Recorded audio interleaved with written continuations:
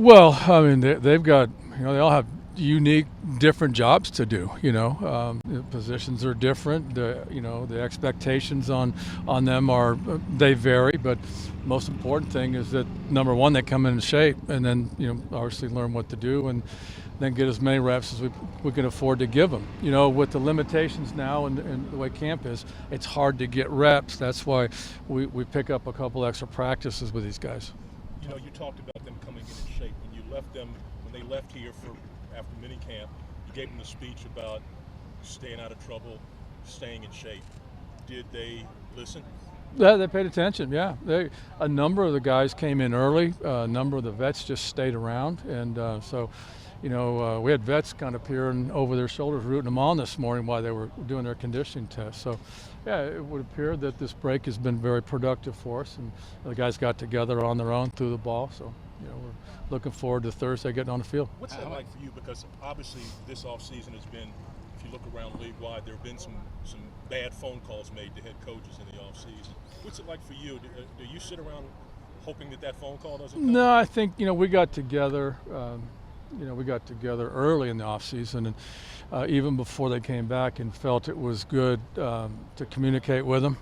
In this day and age, it's not hard to send a reminder text about, the weekend coming up, or the 4th of July, or stay off the four-wheelers, or the wave run, those kind of things. So we've stayed pretty much in contact with them. Besides just staying in? You do that? I can text. Yeah, I did not send text to them, but they were sent. Yeah. How much of these 2 days also, aside from seeing the shape they're in, but also how much they retain mentally from everything? Well, that's a big part of it, and obviously we got a lot done. I mean, it was we're starting to reinstall now, and it looks, they're lining up sharp, knew what to do, very few mistakes today, so that's important. Jeff, it seems to be a league trend. More teams are staying home for their training camp, whereas it used to be everybody got away. Do you have a preference, and do you think there's a reason behind that, league-wide?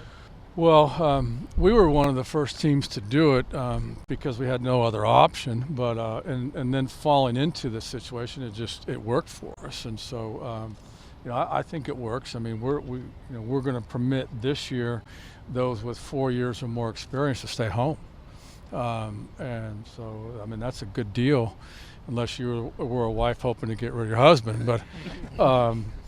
I mean, it just works out. I mean, it's business-like, and like I was just telling them, I mean, right now in the National Football League, you can't spend time getting your team in shape. They have to come into shape, and this eve, these next 2 days, or if you ask our other veterans, this is when they're in the best shape, or year-round, is these next couple days, and so you have to maintain that through camp. So that's what we try to do, but.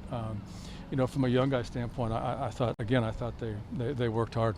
How good was it to have Benny Cunningham out there, and how do you look out there? Well, he stayed back and worked with Reggie and his staff, the entire summer, and he's gotten that thing put behind him now. So, we didn't have any reservations whatsoever, or we would have put him on active PUP, but he's been cleared to go. Was it toughest on your quarterback today, since you only had one? You had to farm him out? Yeah, he got jersey numbers confused. He threw some of the other side. Maybe he's colorblind. That's right. Announced that signing of Will Witherspoon. Just what does he bring to you guys? Seems like he could be some added experience. Yeah, you know what? We were just looking for experience there. We lost a couple guys from last year, and Spoon's familiar, obviously, with the organization. I have familiarity with him. There's familiarity with the system. He was out there and had a couple other opportunities, and he chose to come join us. So it's good. It'll be good to have him. You have Stedman and Tavon together. Are you aware of any other times when guys like that who have been teammates have came in at the same position for a team to the draft? Not offhand. That's your guys' job. Yeah, let me know, but not offhand. I mean, and again, we talked about this too. I mean, we didn't draft them because of school. We drafted them because of their athletic ability, where they were on the board. It just so we were just very fortunate in both cases. Are there benefits that it might offer to have two guys who played together before? Or I couldn't see any negative to it. I mean, they know each other. They're good friends. They're roommates. They challenge each other, and they study together. I don't know if you saw the report that the league is considering HGH testing, and according to some reports, close to an agreement. How do you feel about that, especially as a former player? Well, I think it's we're in a situation now where we're trying to make this game better, and any steps that we possibly can take, regardless of what it is, what the issue is, in that direction is good. It's good. I'm hearing that the NFL and the Player Associations are working in conjunction with that, which is good. I'm sure they got some work to do, but it'd be good to head down that path.